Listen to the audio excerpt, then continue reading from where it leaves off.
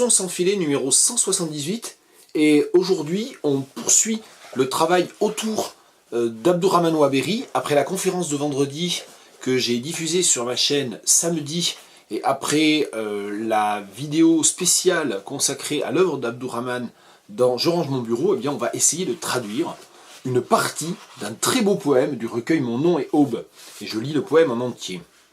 Bataille sur le trottoir. Mon bel œil bien ouvert, je suis du regard la feuille d'automne ou d'été, enroulée sur elle-même, arrachée à son arbre d'origine, promenant sa solitude le long du trottoir d'en face. Taquine, elle s'arrête un temps, puis reprend sa hâte. Une demi-baguette sous le bras, une jeune femme sort de la boulangerie à petits pas comptés, enivrée de vent. La feuille se jette sur son tibia, ignorant le pouvoir musculaire de la passante. On dirait, confie mon bel œil, que tout s'arrange sur le champ, que la feuille naît au monde, pour révéler à ton regard son secret. Mais voilà quelle fausse compagnie à la jambe de la passante, en ouvrant son chemin, avec une hache bien à elle, car c'est sacrilège, bondit mon bel œil, de suivre les sentiers battus, même pour une petite feuille avalée, par le grand océan de la vacuité. Je trouve ce poème vraiment magnifique. Bataille sur le trottoir. Pavement battle, ou battle on the pavement, sidewalk strife, si on veut avoir une allitération et utiliser le mot américain pour le trottoir. Peut-être, je ne sais pas. Mon bel œil bien ouvert. Alors ça déjà, je ne sais pas très bien comment traduire mon bel œil. With my fine eye, je ne sais pas, my beautiful eye, c'est pas ça. Le problème c'est que si on dit fine eye, c'est plutôt une idée d'acuité visuelle, alors que mon bel œil, c'est à la fois l'acuité visuelle, mais quand même aussi, principalement, même un côté esthétique. Donc je sais pas. With my fine eye wide open, je pense qu'on récupère une assonance en eye, peut-être, qui est intéressante. With my fine eye wide open, je suis du regard la feuille d'automne ou d'été. I watch. Je suis du regard. I watch along. J'allais dire I watch along, et puis en fait, je ne savais pas du tout comment construire ensuite. Je suis du regard. En fait, ça a l'air tout bête, ça, puis je ne sais pas du tout, en fait. En fait, je pense qu'on va simplifier en I look at, quoi. I look at. I look at the leaf. Alors, d'automne ou d'été, alors, the autumn leaf, si je dis the autumn leaf or the summer leaf, on a l'idée que c'est deux feuilles différentes. Donc, c'est ça qui ne va pas. I follow... Non, ça va vraiment, on peut vraiment pas le traduire comme ça. I look at the leaf, I look at the tree leaf, whether in fall or in the summer, voilà, je sais pas, hein, quelque chose comme ça, enroulée sur elle-même, curled on itself, arrachée à son arbre d'origine, torn away from its tree. Et j'ai envie d'effacer origine, parce que ça, si on dit it's original tree, it's native tree, tout ça c'est faux en fait, donc it's of origin c'est carrément mauvais, non vraiment effacement ici. Torn from its tree, et en plus on récupère une allitération aussi.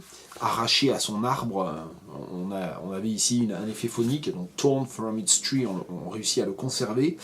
Promenant sa solitude le long du trottoir d'en face. Alors promener sa solitude, c'est vrai que c'est une expression figée, l'utilisation de transitif de promener.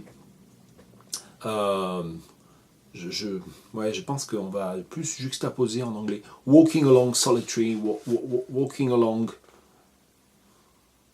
in loneliness, peut-être. Walking along in loneliness on the pavement opposite me, peut-être. On the pavement opposite me. Taquine, elle s'arrête un temps, puis reprend sa hâte. Alors ça, il y a aussi reprendre sa hâte. Là, c'est pas du tout une expression figée, justement. Taquine, playful, peut-être. Playful, it pauses for a moment, then... Alors c'est vrai que si on veut conserver en quelque sorte le coefficient d'étrangeté de se reprendre sa hâte, on va le calquer, resumes its haste. Bon,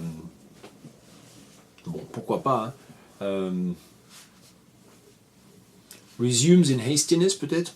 Resumes in hastiness, resumes in haste, then resumes in haste. Je rappelle que resume est un faux ami, ça ne veut pas dire résumer en anglais, hein, ça veut bien dire reprendre, reprendre quelque chose qu'on avait arrêté. Une demi-baguette sous le bras, une jeune femme sort de la boulangerie à petits pas comptés. Il y a deux choses ici, il y a la baguette, c'est vrai que la tentation c'est de conserver le terme français, parce que c'est le terme qui est employé en anglais. Hein. Half a baguette, ou half baguette d'ailleurs, half baguette. Ah oui, sous le bras, c'est vrai que c'est toujours le cliché des Français avec le béret sur la tête et la baguette sous le bras, under a arm. Je suis pas sûr qu'on dise ça, hein, qu'on dise ça vraiment comme ça.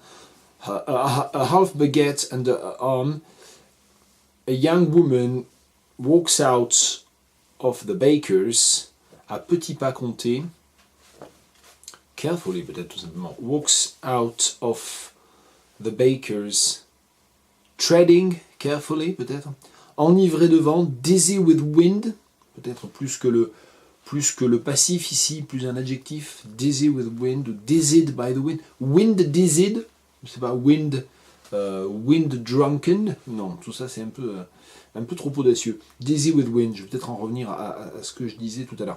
La feuille se jette sur son tibia, ignorant le pouvoir musculaire de la passante. Ah, est-ce que je vais dire calf ici leg, peut-être tout simplement. Peut-être qu'on va simplifier ici avec leg. La feuille se jette sur son tibia, the leaf se jette sur springs, en fait c'est cette idée-là, hein. C'est très bizarre pour une feuille évidemment, mais the leaf springs against her ankle, her leg, je sais pas très bien,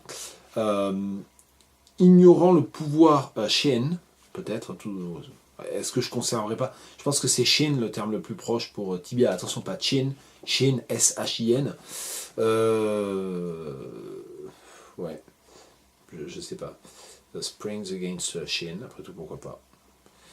Ignorant le pouvoir musculaire de la passante, disregarding the muscular power of this passerby, peut-être. Histoire de ne pas déborder, je ne traduis que la moitié du poème, enfin je l'ai fait entendre en entier. Voilà, traduction de Sans filet 178, c'était Mon nom est Aube d'Abdourahmane Ouaberi, c'est aux éditions Vent d'ailleurs.